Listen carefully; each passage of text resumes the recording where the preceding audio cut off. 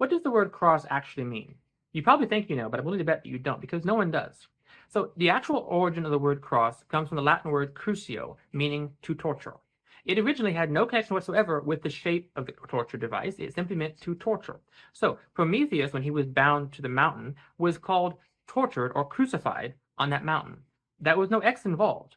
When Andromeda was tied to a rock, she was also crucified. Again, not tied to a cross, just tortured. So the word cross originally had no connection with intersecting lines whatsoever. That's what all modern dictionaries will tell you, but they're basing it on a Christian idea that was developed way after Christ died.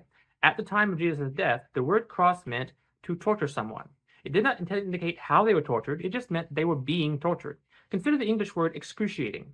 That comes from the same Latin root, cruciate, crucio, exactly the same as the Latin word there, but it means to suffer. It does not mean to be tied to a cross, because Jesus wasn't. He was tied to a pole. And the reason we call it a cross today is because later Christians who worship the sun and use the sun symbol of the sun were trying to merge that with Christianity. And so they transplanted their symbol and their meaning of the word cross over the instrument Jesus was tortured on, which is why in most of the earlier concepts of the crucifixion, you will see images that have an equilateral sun cross on them with a much smaller man, all out of proportion with the cross, because the cross was the big deal. It was this picture of the sun. Hanging a man on it was their attempt to fuse Christianity with paganism, which worked so well that you've even forgotten what the word cross means.